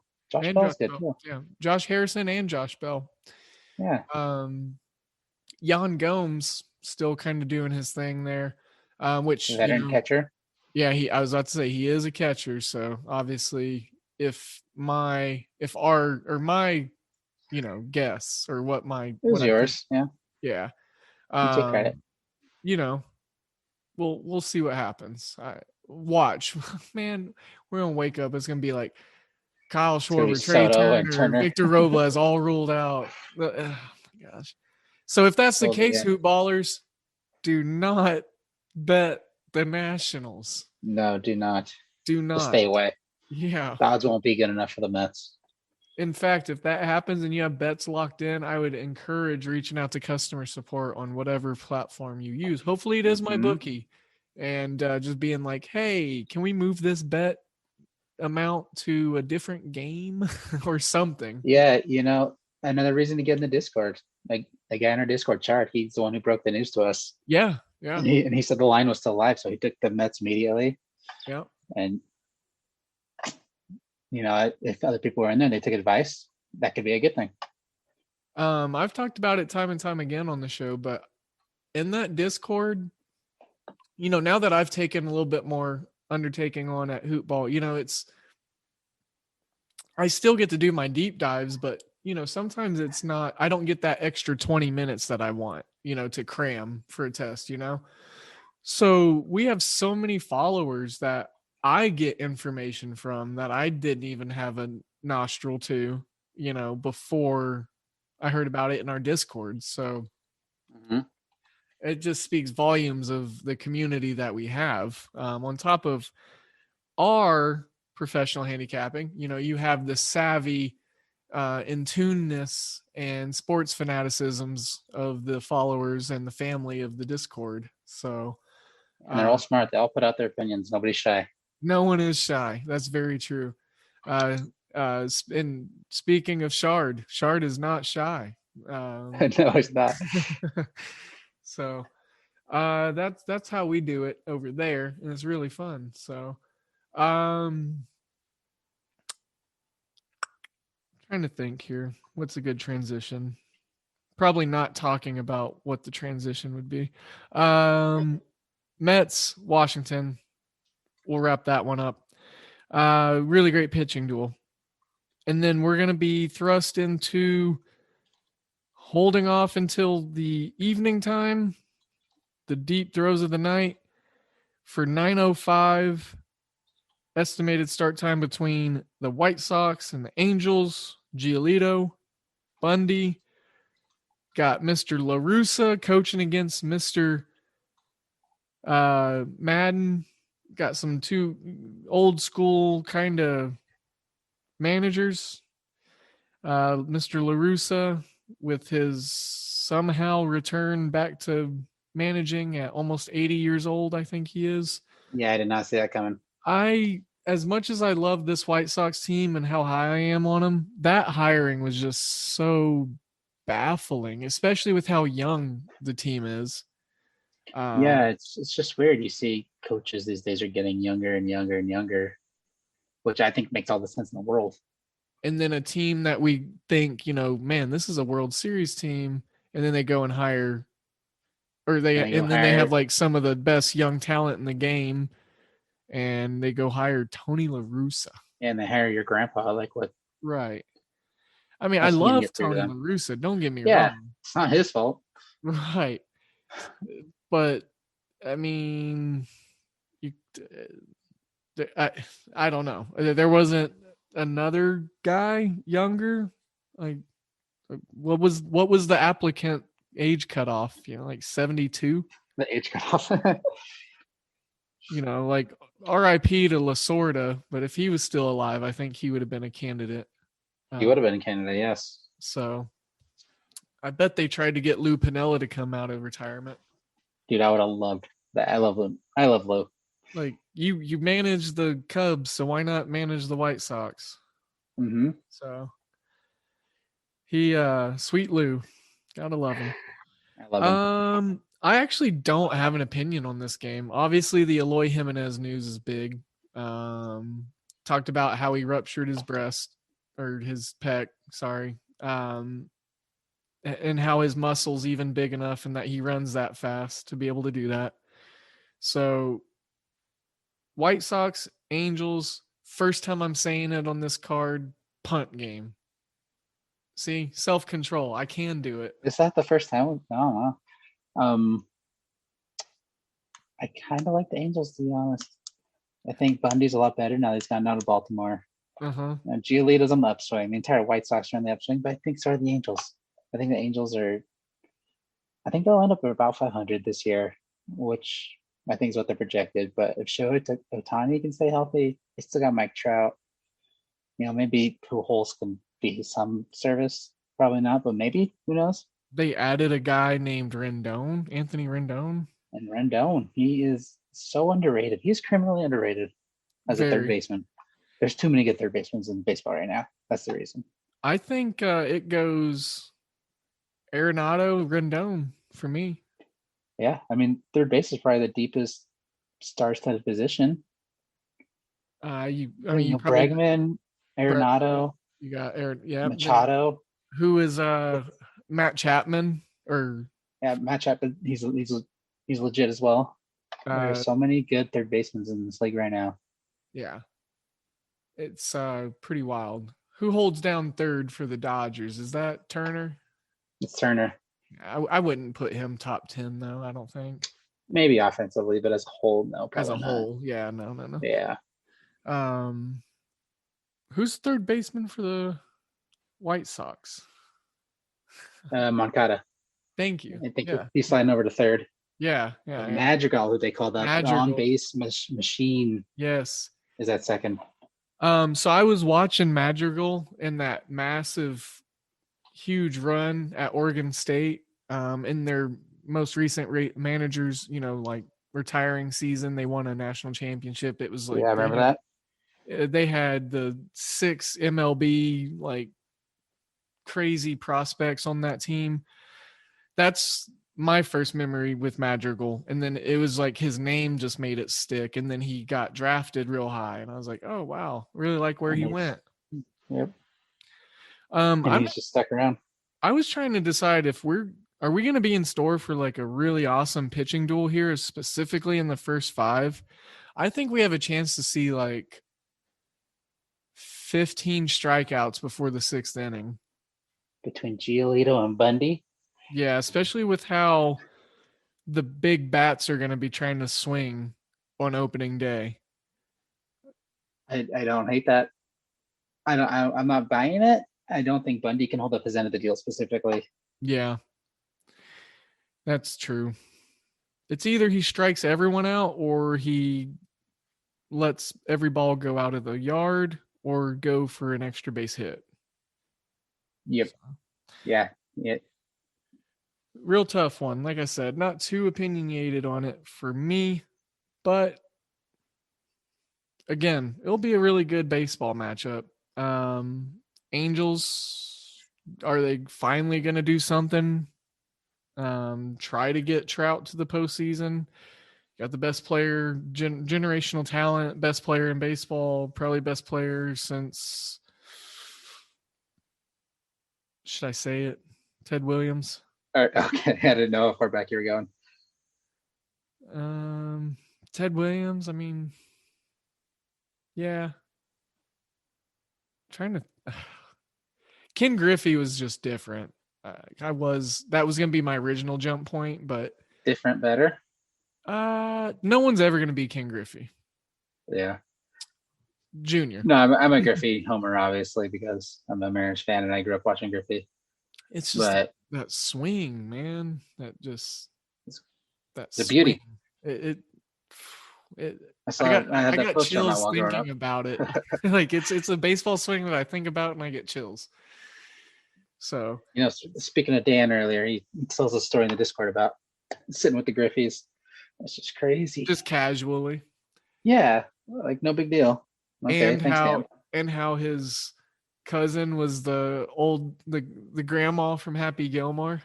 Oh yeah, like his grandma's cousin or something. Yeah, like a part of the family. Yeah. Yeah, that's cool. Dan's just got all the celebrityisms. I did see Griffey in the Kingdom pop out to deep right field, though. Nice. I thought it was gone. I was excited. It wasn't. I met Mason Crosby at the bar I was bartending at in Kansas City when he came to play the Chiefs, and that was really? that I met his dad, and he introduced his dad to me, and I shook both their hands, and I recommended a dish and a drink to go with it, and that was that. So And that was it. he was a real nice guy. Really nice guy. I thought it was cool It's that funny, I Mason Crosby. recognized the NFL kicker. I told the people at the bar, my other bartending mates, I was like, guys, that's Mason Crosby. And they're like, who's Mason Crosby? I was like, And they're like, who? the kicker for the Packers. You L7. Okay, cool. Thanks. So, well, anyways, I'm gonna go say hi to him if y'all aren't. Yeah, you guys can stay here. I'm going. Yeah. Yeah, I'd recognize Kyle Gibson. I mean, what was that? You said Mason Crosby. I would recognize Mason Crosby. Yeah, he's got that I think I would. distinctive. He's one of those humans that have the eyebrows that make him look like a husky. You know, he's just got like those really sharp, like, I don't know how to explain it. Kind of looks like Brett Favre's younger, better looking brother. Right, yeah. And not to mention, he's been kicking forever. Like, you got to live under a rock to be a general football fan and to not know who Mason Crosby is. Yeah, I think they all know. They should know. They should. They need this kicker education. So, Houston, Oakland. I'm really excited for this one too. I like Houston to win. I'm going to be probably a little more brief on this one and the next one just because it's getting into the witching hours, man. I hit the midnight mark here, so my brain's moving a little differently. Houston, man, we talked about them a little bit earlier with the, I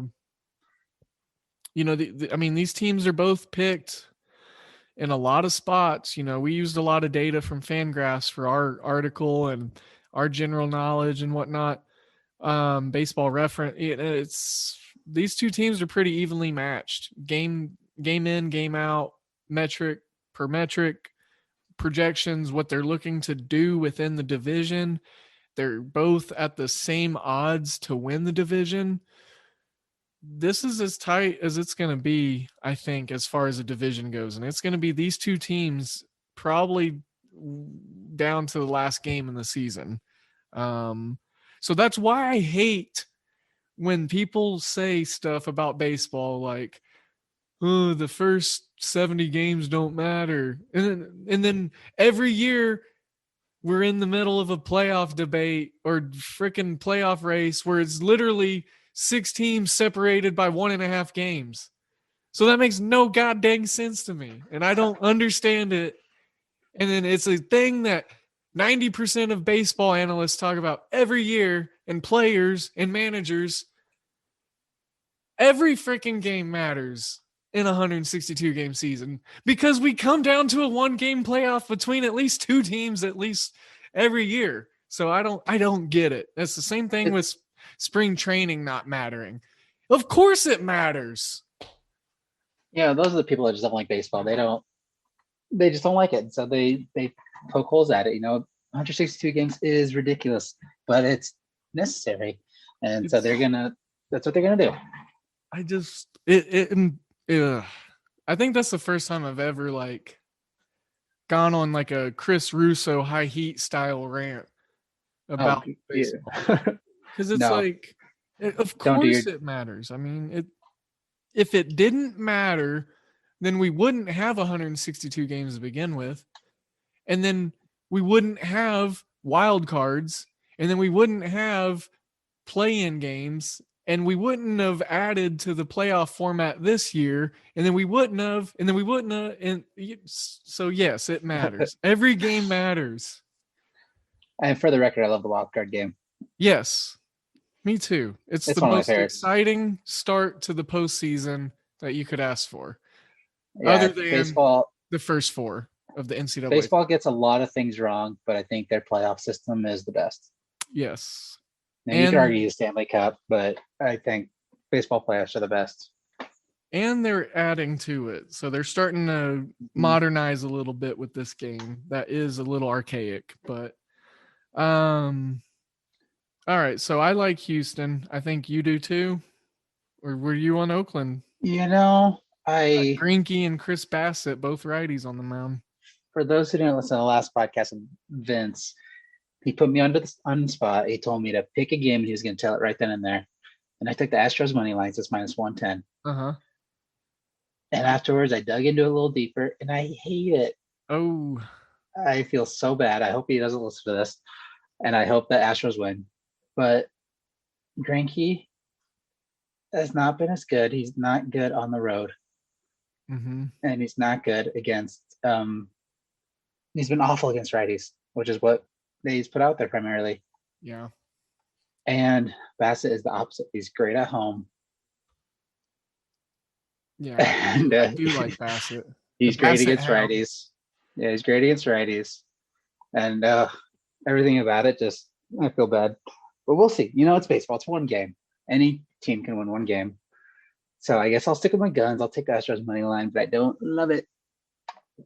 But the one game matters.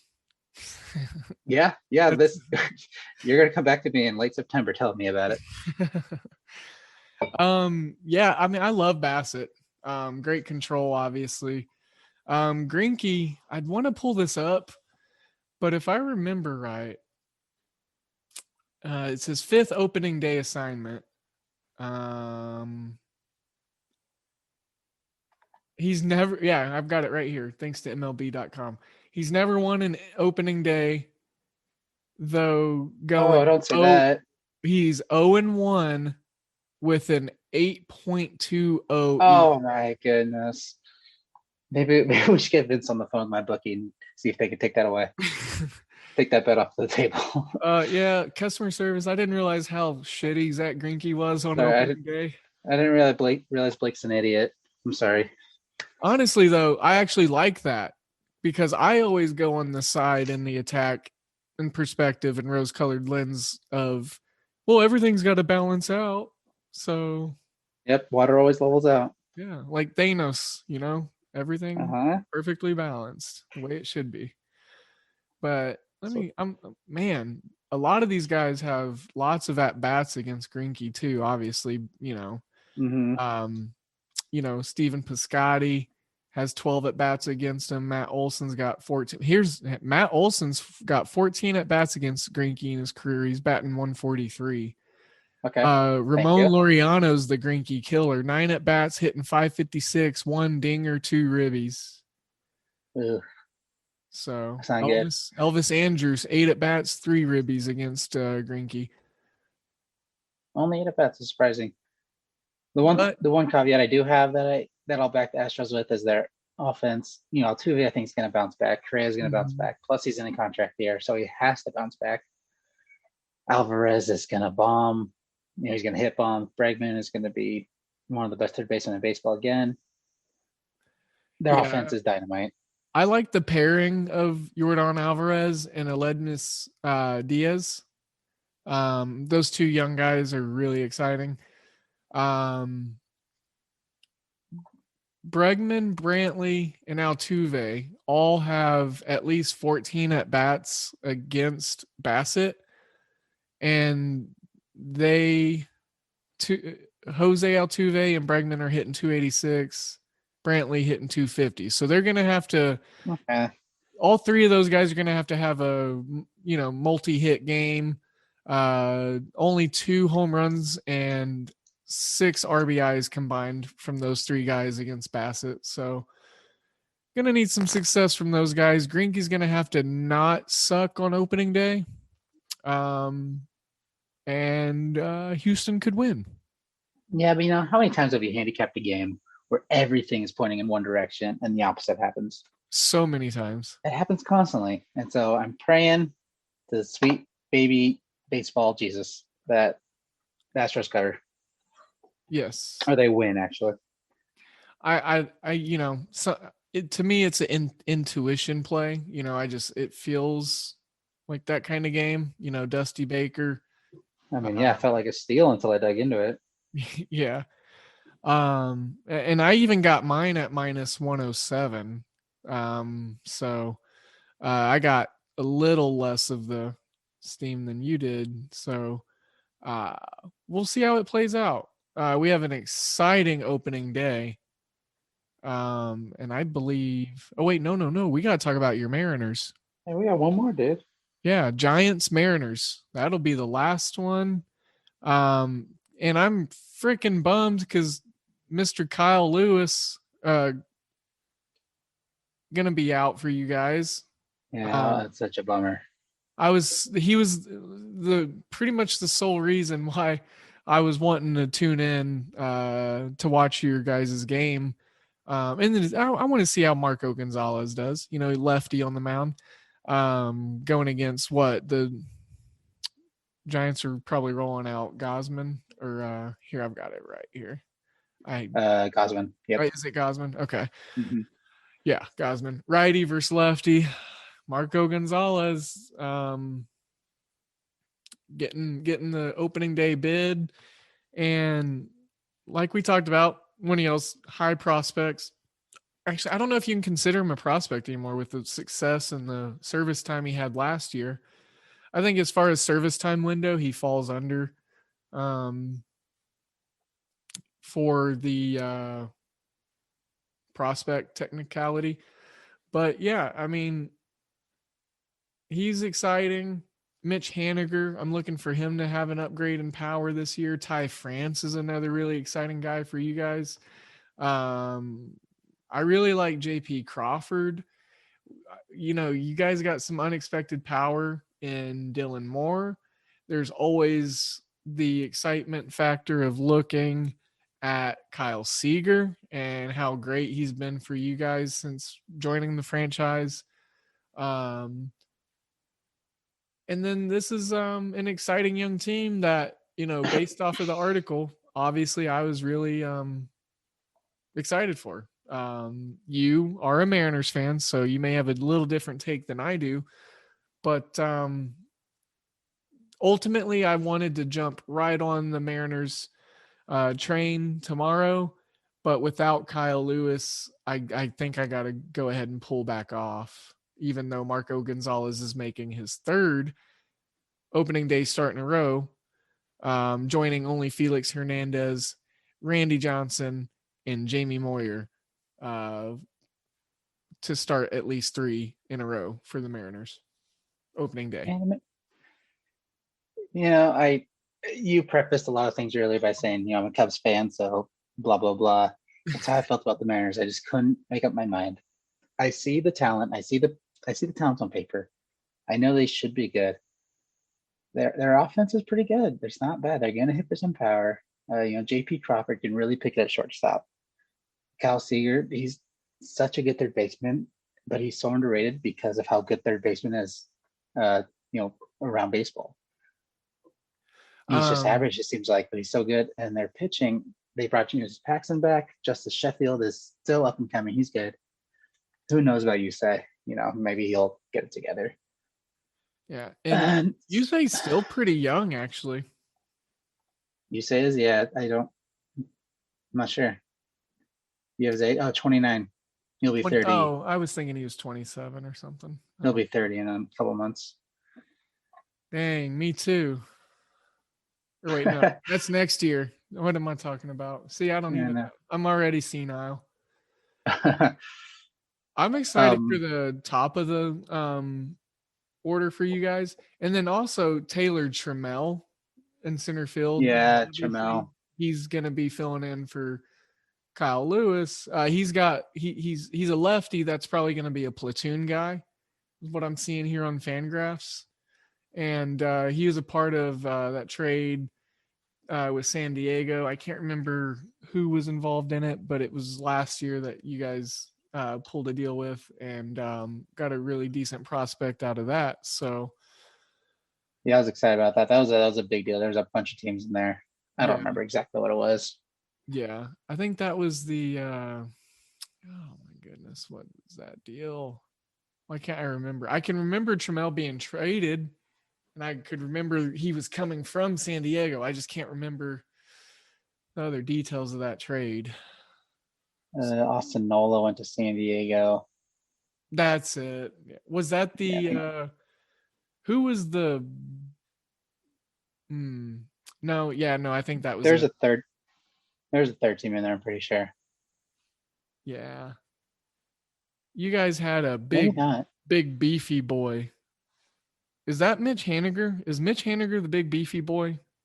No. You know who I'm talking about from last year? Yeah, first base. Real big dude. Oh, yes. What the hell is his name? Always had the big old chaw in his cheek, you know? He either hit a home run or he remember his name. did nothing but sweat at the plate. Like he just came up to I think that was a couple sweat and you could hear him breathing. I mean, they got Evan White now, so that wasn't him. No. Gosh, what was I think it was more than last year. I think it was a couple of years ago. A couple of years ago. He was a part of the team y'all had when y'all were on that crazy home run pace to start the season. The first couple months of the season, back in 2019, I believe it was. Man, why can I not remember his name? Oh, Vogelbach. Danny Vogelbach. Yeah, Daniel Vogelbach. And then he got traded to the Yankees, or he went to the Yankees or something, I believe. Yeah. So they pretty much had two Luke Voits. Yeah, essentially he's Luke Voit, yeah. They had great value Luke Voit and normal value Luke Voit. Yeah. Yeah. Vogelbach, that's what it was. I don't know why. Vogelbach, yeah. So anyways, his power was there, but not consistently. And I think that's what's good about, the Mitch Hanigers, the Dylan Moores. I want to see what Tom Murphy does for you guys. He's pretty much going to have that catcher role pretty much to himself. That's his spot. So he was in San Francisco with Buster Posey. So, he's got some great qualities to bring behind the plate based off of just culture with Bruce Bochy and developing catchers. So I like y'all's lineup. Y'all got, yeah, I like it. Evan White's going to hit some dingers too. Yeah. So it's next year. It's a year away. Right. Yeah. Still a year off, I think, because y'all are going to have a bunch of money to spend next year. And then this year's also going to be telling for, like you said, Yusa Kikuchi. Bringing James Paxton back is huge. Just a great feel good for your guys' organization. I bet, that whole area was just phenomenal or elated, to hear that the big Mariners Twitter was a buzz. Right. Yeah. It just gives a buzz, like you said. It just creates that little extra pizzazz. So yeah, and the Mariners got some prospects that are super exciting, and of course they're not going to call them up because baseball. And Kelenic and Julio Rodriguez and Noel V. Marte. There's some exciting times ahead. But that's not this year. Kelenic is that kid. Yeah, I'm excited. And then Chris Flexen, just throw him out there, righty. You guys got him out of the KBO, which he was, in the hiatus. Hoop Ball Gaming went to the KBO side, and I got obsessed with it, and I started handicapping it hard. And Chris Flexen was a guy that I became very familiar with because he was a foreign player over there in the KBO, and he was just having a really great go of it. And now here he is on a major league team. So he's y'all's third arm, and I'm excited to see his first start of the year. He's one of the few righties that you guys actually have. So yeah, I didn't know anything about him. He's got some velocity, but he's got some control issues also. And the KBO's no MLB, but as we all learned and became educated on, once KBO was the sole source of our baseball diet, there's some very good talent. There's 5 guys sprinkled throughout the MLB from last year's rosters in the KBO, which is more than what it's been over the last couple of years. Usually there's just like 1 or 2 guys. KBO's on the upswing. Yeah, absolutely. And I think what happened, obviously helping get the American market into it, I'm excited for more KBO. The playoffs was phenomenal. So their setup's great. So baseball all around. I even got into the Venezuelan baseball. So Wow. it was dark when the shutdown happened. You had to Chinese Yeah, Taipei, I so just played video games the whole time. yeah. I won a couple of Super Bowls with the Dolphins on Madden. Yeah, that's exciting. Yeah. Well, Blake, I think we covered every game on the card. We talked some really awesome points, some things to look out for, and probably give it all with the asterisk of you're going to hear the common theme of I'm gaining data. Baseball is a long sport, and this, that. So there's going to be a lot of cappers that will, and on Twitter and on the radio and whatever, that are going to kind of shy away from getting into bets or what have you, picks on day one, day zero, whatever you want to call it. And I don't think that's going to be the case here for us because it's just we're so excited to rip it open. I tried that. Yeah, I, I I, I was came gonna try into to take this. my time, and no, it didn't really work for me.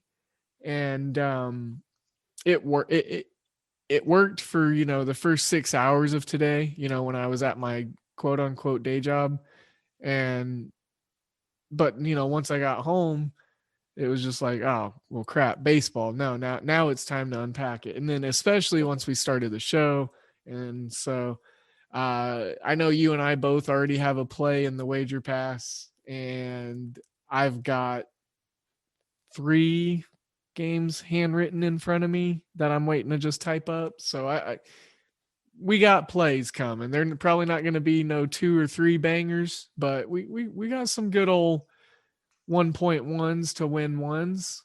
So Yeah, that was the bit of self-control I had. I told myself I was only going to do 1 or 2 plays. Of course, I have 4. I had 2 on the first game, and all of them are about 1 unit. There's one that's 1.5. yeah, But I told myself I was going to be slow and methodical, just like you were saying everybody else is, and it didn't happen. yeah. I like gaining data as much as the next guy, but placing bets, making picks, and starting from day one is data. So we're gaining data no matter what we do. We can sit on the data, we can wait on the data, or we can just be active and see how the data actually forms and shapes too. Yeah, maybe we'll gain some money while we're gaining data as well. Exactly. Gain data, gain money, go off of intuition and our off-season scrubs. You can still find value and pinpoint some chinks in the armor to find on these lines in the early parts of the season. You don't have to just sit back and stockpile a week's worth of data and then be like, okay, cool, 10 days in, I can start betting baseball now. Yeah, well, who else is gaining data is Vegas. Exactly. Yeah, exactly. There's an argument to be made that now is the time to strike. Yeah. They have to gain data too. And it's not like they're just closing their eyes. No. Some points of data we do more research on than they do. So keep that in mind. Yeah, like apparently the Padres game. Yeah, exactly. So it's already moved to -115 on the spread, by the way. Oh my! It was -110 when we were talking about it. That's crazy. That is wild. I love the market movements. I just love seeing how, like I said, the human psychology affects the market. Like it's a fun way or a fun dynamic to incorporate and keep in mind of my handicapping and just overall sports viewing. Yeah, how much money came in on the Padres in the past half hour? Since we talked about that to make a change. And then how much is going to be on the back end in response to that, et cetera, et cetera. Yeah. No, it's all just kind of, it's a lot of, well, if this happens, what will happen here? And then it's like kind of trying to plan your value picks, Yeah, thinking how the market's going to move. Uh-huh. Yeah. It's super fun. It's one of the more enjoyable parts of it for me. It makes it more strategic. So, not that we ever like to rush picks or rush getting games written up out there, but if we know that we're going to lose some value, you got to get in and you got to go, But, well, man, let's tie a bow on this one, get it edited, all that good stuff, get it over to Dan, and then everyone is just going to be waking up to Christmas-like goodies of baseball proportions. It's opening day. You guys over there on the West Coast are going to be getting baseball at like just shy of 10, like right around 10 o'clock. Not even like before 9:30, right? Like 10:05 a.m. Man, rub it in. I gotta wait till noon. If you're in California, you get it at 9:05. Right. Dan's gonna love that. Yep, sure will. Wake up, throw baseball on the radio or the TV to have on all day. Man. No, they're gonna wake up. They're gonna open up our article. They're gonna make their predictions. Yes, make their plays. And then they're gonna turn on their TV and watch baseball. Use the promo code HoopBall over at mybookie.ag. Get on the odds boost, and then turn on the baseball and stuff. There you go. That's the order of events. Listen to this show, read the article, all at the same time. Just take in all the numbers. So, but Blake, I had so much fun on this one, man. I knew it was going to be fun. I was really looking forward to it. Opening day only happens one day a year, obviously. And, I'm super stoked to have you on for the MLB season. You and I are going to kill it. And I am really excited for baseball this year. I was last year, but I've got a lot more tools in my bag this year. And I'm so stoked. So that's how I'm feeling. I couldn't be more excited. I was pretty tired when we first started talking, but now I don't think I'm going to be able to go to sleep. Yeah, I'm going to get off here and I'm going to deep scrub some more numbers. So. All right, bud. Well, let's get off of here so these folks can listen to this either tonight or in the morning or both or whatever they want to do. To you, the folks, he is at Blake Lawatch, LAWATCH on Twitter. And I am at DALE007, and that is spelled DAELLIE 007. Hoopball Gaming is where you find the show on the Twitter sphere. Go over there, check us out for more of your fantasy basketball needs, because we still are in basketball season, believe it or not. Go over there to Hoopball Tweets or Hoopball Fantasy. And then, of course, the website, you'll find all this also. Recently added some new team-specific coverage pages and shows. We now have Hoopball Blazers, Hoopball Celtics, and we also have still pretty new Hoopball Mavericks. So we've got some awesome new shows. We got some other teams that need some covering. So if you might be interested, give one of us a shout out. Reach one of us on Twitter. Leave it in a review if you want. Wink, wink. See what I did there? And, let's just grow the show and the Hoopball platform even further. We can't do it without you guys and gals, and we wouldn't expect to. So we want you to come along the ride, and we want you to join the family. And like Blake was saying earlier, the Discord is where it's at. So, Blake, any last parting words for opening day? Oh man, if I do this much work every day of the baseball season that I did in opening day, I'm going to be a very tired man by the end of the year, and I wouldn't have it any other way. Yeah, we might need to start figuring out ways to operate on less sleep.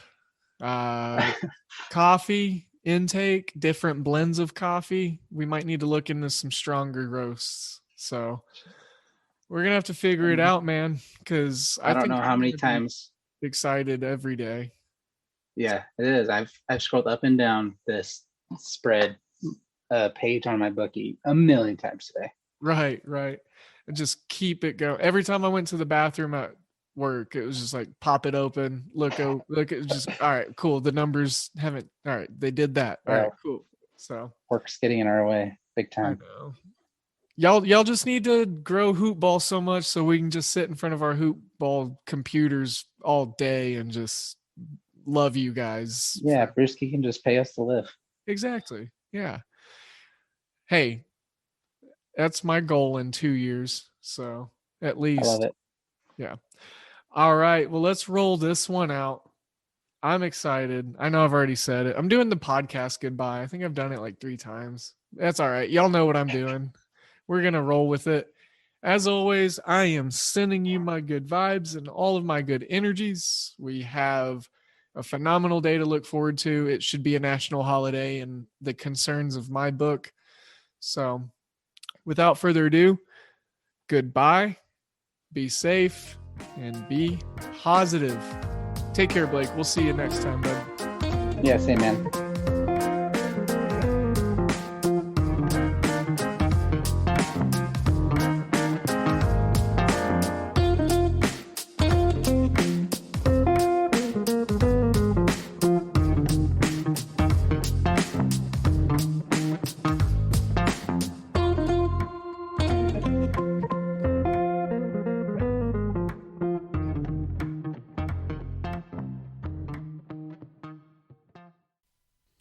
This has been a Hoop Ball presentation.